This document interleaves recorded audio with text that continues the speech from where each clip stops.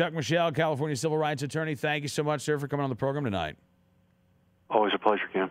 All right, so there's this story from CBS in Los Angeles about a fella in Seal Beach, California, whose wife was killed last year when a guy opened fire at a salon in Orange County.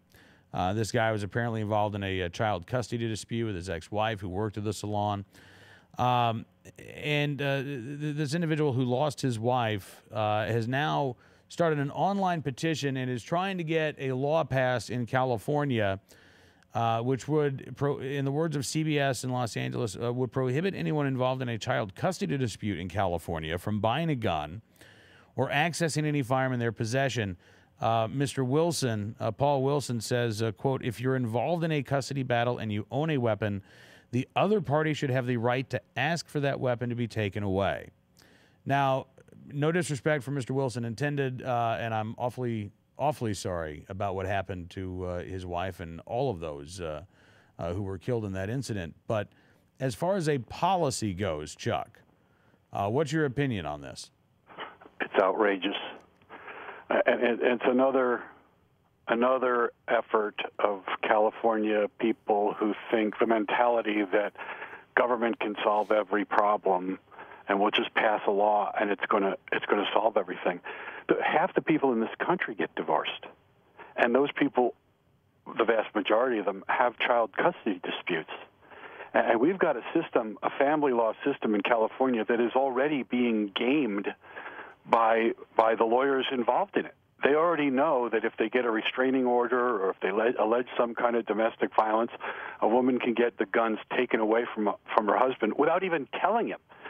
There's a lot of people out here who don't even realize until the police knock on their door that they've been fallen into a class that's prohibited from owning firearms by virtue of a restraining order being filed against them by some disgruntled wife or girlfriend. Okay, so first of all, then there are mechanisms in place already by which someone who is a threat could, the authorities could be aware of that and steps could be taken to remove firearms. But you're saying not only is that available, it's being abused. And this it's already being abused. Okay, so why go further down this road, eroding people's rights, taking them away? Why not reform the current system that we have so that it's actually effective? They need to have the forms that the women need to sign need to be signed under penalty of perjury, and if they want to take your firearms away, it needs to be there needs to be a hearing that finds you're actually a danger. I mean, there's not even any due process in this. You're not even notified when the temporary restraining order hearing is held. You get a notice after the fact that says you have 24 hours to get rid of your firearms. So I feel for this guy, and as an ex-prosecutor, I've held the hands of a lot of victims outside of courtrooms, but unfortunately, there's a tendency of folks who have been victims to channel their grief on the inanimate object. And we're not even talking about the most obvious glaring problem with this, which is that if someone's going to kill someone, if they're bound and determined to commit murder, they're not going to obey a law that says you can't access your guns. They don't know all the guns in the state. Most of the guns in the state are not, in fact, registered. There's no way of knowing who has how many guns where. Mm-hmm. And there's always the black market, which is thriving. So it's another absurd proposal that will accomplish nothing, but I guarantee it'll be embraced by the gun ban lobby because it'll be a way to advance their agenda, which is to make it harder and harder and harder to have a gun and easier and easier and easier to take one away from you. Yeah, no, I'm sure that you're right, and I'll give you one final quote from Mr. Wilson. He says, quote, "We're not trying to take guns out of anybody's hands. We're trying to take guns out of the wrong people's hands, the people that should not have those guns." And so, again, with all due respect to Mr. Wilson, there's already a process in place by which a temporary restraining order can be undertaken, but that process is being abused to expand this even further and to simply say that if you're going through a divorce and there are child custody issues, that all of a sudden you can't own a firearm. Again, Chuck, I mean, even for California, this just seems over the top. Yeah. I keep being surprised by the new definition of over the top out here. It just gets more and more ridiculous every day. The fact is, there's a child custody dispute in essentially every divorce or separation, and half the people get divorced. So, actually, I think it's higher than that in L.A. County. So, because it's impossible to avoid child custody disputes in a divorce, because child custody has a lot to do with how much money one party pays to the other. Mm-hmm. So depending on what the percentage of custody is, who gets sole custody, it is always a tool that family lawyers use to get leverage in a divorce proceeding to adjust how much money one party has to pay the other. And so he's talking about disarming half the people, all the people that are going through a divorce proceeding at any point in time. And those things can drag on for years. Right, absolutely. And in the meantime, I guess dads can't take their kids hunting.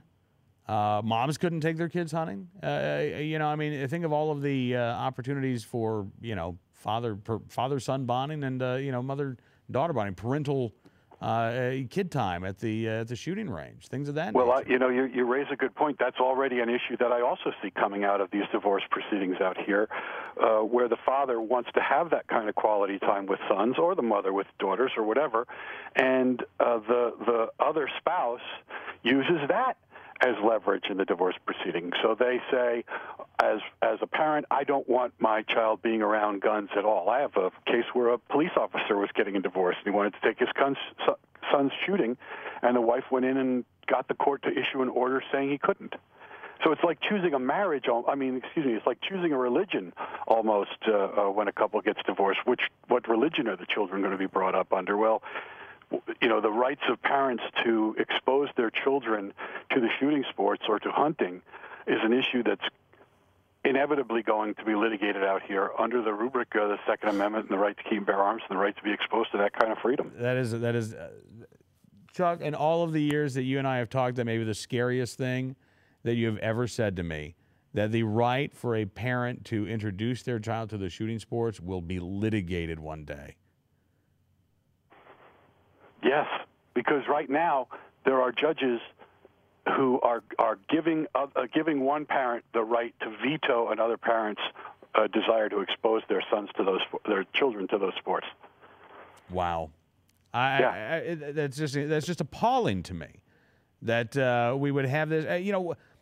Do we have these arguments over whether a parent can introduce their child to reading or their First Amendment rights? I'm just, again, this is just shocking to me. What? No, it comes up most often in the context of choosing a religion for the children. Okay. And trying to strike that balance. But that's about the closest constitutionality analogy in a divorce proceeding that I can come up with: freedom of religion. Well, go ahead.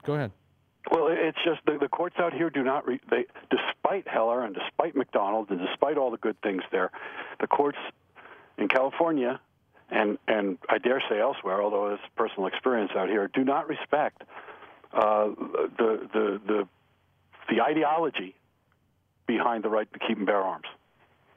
Absolutely. And the right to pass that ideology down to your children. Absolutely. Chuck, thank you so much, sir, for coming on the program tonight. It is always a pleasure talking to you. And say a prayer for us out here, Cam. Oh, man, I will. We'll talk to you again soon. Thanks for having me on. All right, thank you. Chuck Michelle, California civil rights attorney, joins us on the program. And, you can always donate to the California Legal Project, which is a project supported by the NRA California Members Councils, and the California Rifle and Pistol Association. They're doing a lot of good work out there in the state. Chuck is involved in a lot of the litigation there, like the Peruta case, trying to challenge California's May issue laws. So keep that in mind, and don't forget, if you're in California, stay involved.